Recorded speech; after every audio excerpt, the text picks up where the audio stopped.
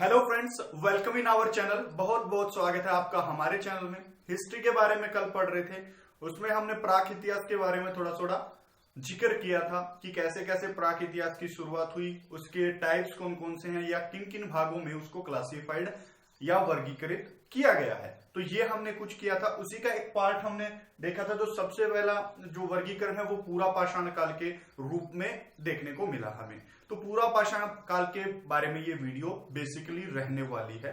तो पूरा पाषाण काल में कैसे जीवन था, कैसे उत्पत्ति हुई मानव की, या उसने कैसे कैसे उसका सामाजिक जीवन था, वो कैसे रहता था, उसके बारे में जानकारी इस वीडियो में लेंगे। कहां कहां से हमें पुरातत्व साक्ष्य मिले हैं कि हमें पूरा पाषाण काल के बारे में जानकारी मिली। तो देखो, पाषाण का मतलब होता है पत्थर। तो ऐसा युग जिसमें पत्थरों का यूज करके शिकार किया जाता था या पत्थरों से औजार बनाए जाते थे, उसी काल को क्या बोल दिया गया? पाषाण काल बोल दिया गया। और उसी का जो पहला चरण है, उसी चरण को बोला गया पूरा पाषाण काल, यानी कि उसको बोला गया पैलियोलैथिक पीरियड। पैलियोलैथिक पीरियड का जो काल है वो लगभग 25 लाख बीसी से लेकर 10 लाख बीसी तक माना जाता है।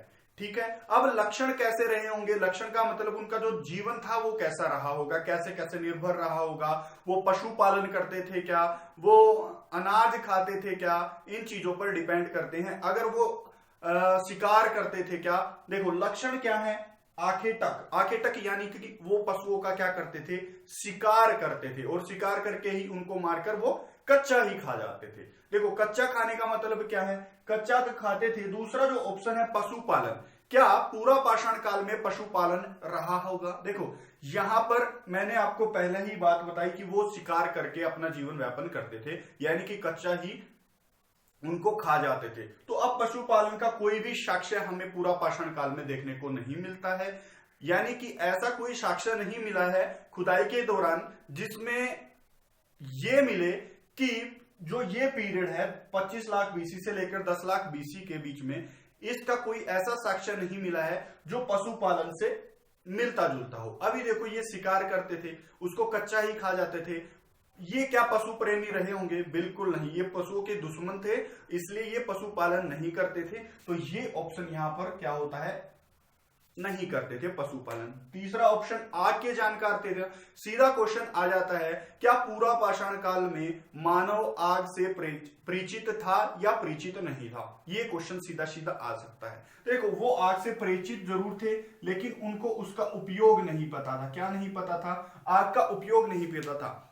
मैंने अभी आपको बताया कि वो क्या करते थे? शिकार करते, उसको कच्चा ही खा जाते थे। अगर उनको आग का प्रयोग पता होता तो अब वो क्या करते? उनको कुछ पकाकर खा जाते।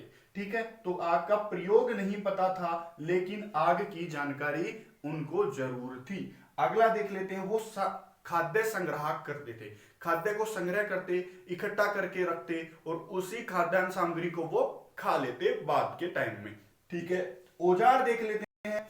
औजार कौन कौन से औजार हैं वो यूज करते थे? तो औजार पत्थरों के यूज करेंगे, और कौन सा पत्थर वो यूज करते थे, यहां से क्वेश्चन बनता है। तो सेट्रिक पत्थर या क्वार्टआइट पत्थर एक प्रकार होता है पत्थरों का। इन पत्थरों का प्रयोग वहां पर किया जाता, और इन पत्थरों को प्रयोग में लाकर वो क्या करते? इन पत्थरों को प्रयोग में लाकर हमें दो प्रकार की संस्कृति देखने को मिलती है। एक संस्कृति हमें मद्रास संस्कृति के नाम से हम जानते हैं। वहां पर हमें जो मिला वो हमें हैंडेक्स प्रकार के, जो हाथ से चलाए जाने वाले औजार, जैसे कुल्हाड़ी है, गंडासा है, इत्यादि हमें मिलते हैं खुदाई के दौरान। इनको हैंडेक्स बोला जाता है, और ये मद्रास संस्कृति में पाए जाते हैं। ऐसे ही एक संस्कृति है पाकिस्तान में, सोन नदी संस्कृति। इसी संस्कृति में हमें चपार चोपिंग नाम के उपकरण मिलते हैं, जो कि पाषाणों यानी कि पत्थरों से बनाए गए हैं। तो क्वेश्चन यहां से पूछ लेता है, कौन से पत्थर का यूज करते थे, कैसे कैसे औजार थे, इनमें से कौन सा सतल है जो वो पूरा पाषाण काल से संबंधित है? कुछ ऐसे क्वेश्चन आपसे पुट करके पूछ सकता है।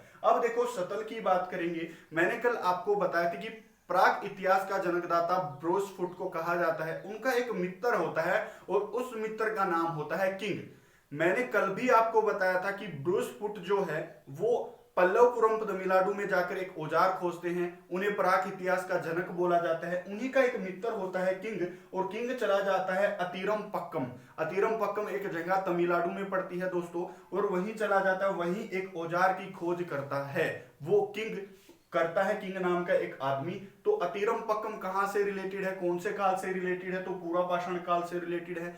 क्या मिला है यहाँ पर औजार के साक्ष्य हमें देखने को मिले हैं। देखो अगला जो सतल है हथनोरा, हथनोरा पड़ता है एमपी में, नर्मदा नदी घाटी के पास हथनोरा नाम का एक सतल मध्य प्रदेश में राज्य में पड़ता है। तत्कालीन इस समय का जो मध्य प्रदेश है उसमें हथनोरा एक जगह है जो पूरा पाषाण काल से रिलेटेड है। यहां से मिला क्या है, पहले कंकाल के साक्ष्य, यानी कि पहले मानव की खोपड़ी यहां पर मिली है। पहले मानवीय जो कंकाल है वो कहां से मिला है, हमें हथनोरा से मिला है, हथनोरा से। दूसरा जो एग्जांपल है भीमगेटका की गुफाएं, जो कहां पर है, एमपी में है भीमगेटका की गुफाएं। वो क्या है, पूरा पाषाण से भी, मध्य पाषाण से, आदि नवपाषाण काल से संबंधित वहां पर क्या मिलती हैं, चित्रकलाएं हमें देखने को मिलती है भीमगेटका की गुफा जो एमपी में स्थित है।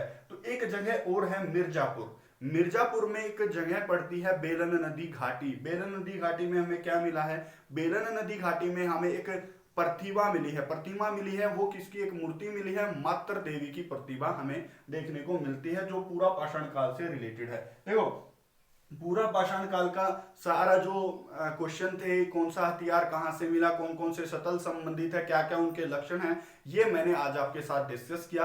अगले वाली वीडियो में हम पढ़ेंगे मध्य पाषाण काल। मध्य पाषाण काल से पहले अगर आपको यह वीडियो अच्छी लगे तो इस वीडियो को शेयर करना न भूलें। धन्यवाद।